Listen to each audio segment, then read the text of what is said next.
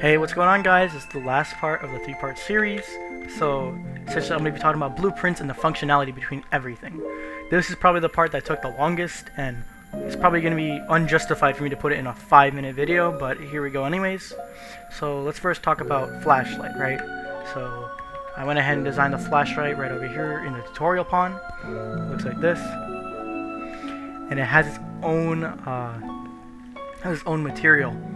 That's a flashlight that gives it the flashlight look inside the game. So that's why it looks like an actual flashlight when I'm pointing at stuff. The crosshair itself is actually a widget right over here. So this widget right here. I'm hoping to add more stuff to this widget soon. Basically the player interface, so you can look around and know where the center is.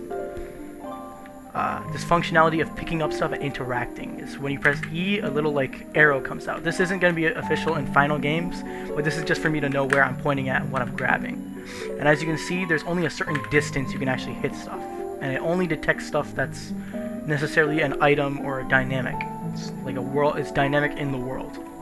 So let's go around here. So as you can see here, when I touch this, it detects that it's a fence and that this is the gate. So essentially if you press any part of this part of this gate opens. And this took me forever because of the fact that this actual model is so weirdly shaped with its pivots. I'll show you.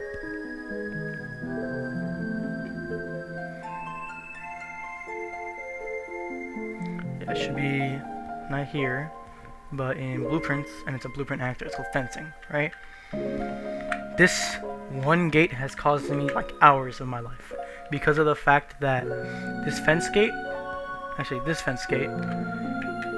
is weirdly positioned. This is where its transform is. So when you try to move it, that's what it looks like. And when you try to rotate it, that's what it looks like. And it does not look good. So I had to go ahead and manually determine the position of this box scene right here. So it's a scene with the fence gate under it, in order for this to work. And basically I would have to align them perfectly so that when I rotate this scene, it doesn't look all wonky. And this has taken so much time out of my life. So back here in the construction script, or actually in the event graph, here's the actual script for moving the thing. So it determines if the door is already open or not, then it plays the little creaking sound. It goes ahead and has an open animation based on a timeline. And then it sets the rotation of that thing based on the float. We also went ahead over here, and my god, just setting up this terrain took days. Let's get over there.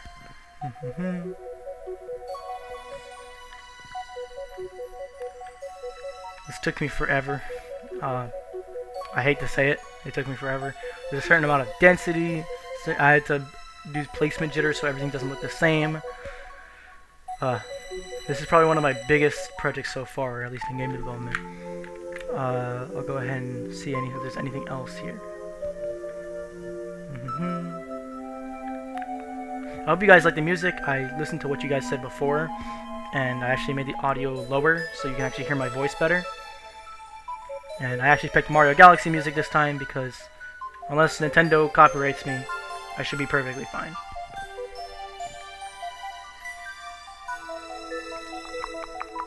So yeah, I tried creating an inventory system, and an inventory system is incredibly hard, especially for a beginner like me. I had to use enumerators, data tables, inventory, and at some point, when I used at least 3 different tutorials, it did not go well. I used 3 different tutorials, all of them didn't work, and apparently they all have to be based on widgets, based on like an interface, because you can't just create an inventory based on arrays like you can in Unity. It has to be through widgets unless you want to go through a huge mess of blueprints in Unreal Engine.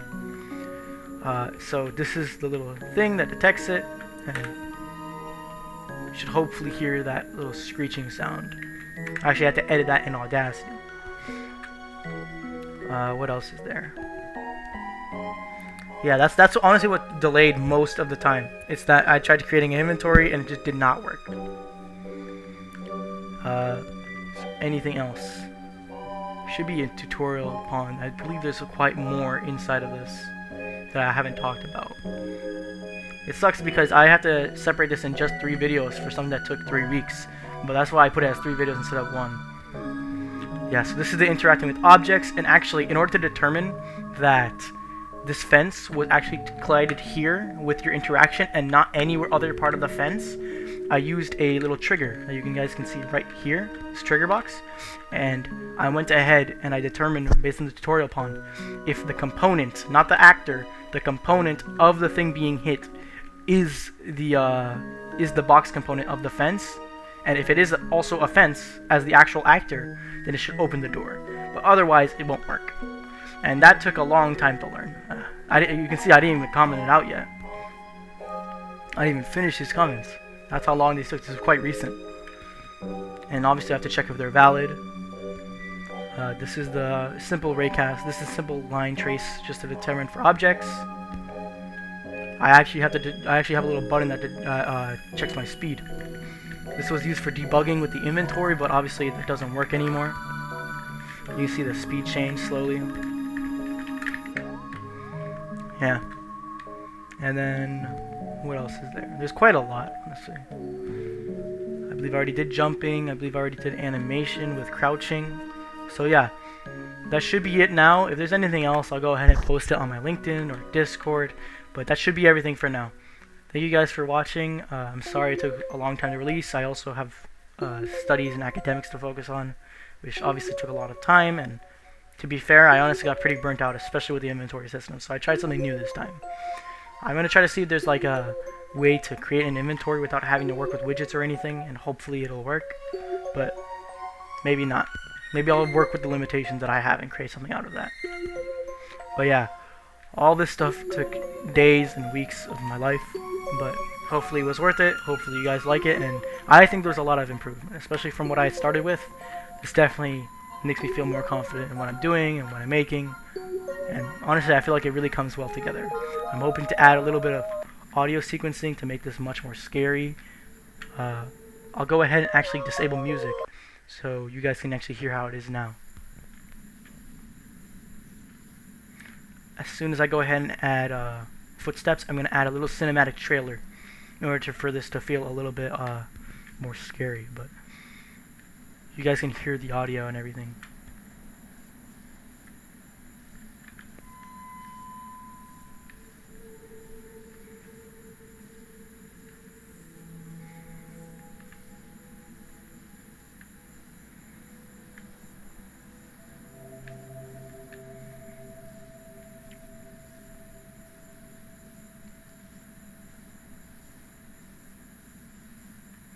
But yeah, that's the vibe that I'm going for. I'm trying to make it feel a little tensionous. I'm going to add footsteps soon and more stuff that hopefully adds tension to the scene and see where it goes from there. But thank you guys for watching. I'll go ahead and end the video, and I'll do a little showcase once everything is finished. Thank you guys for watching. You guys have a good day.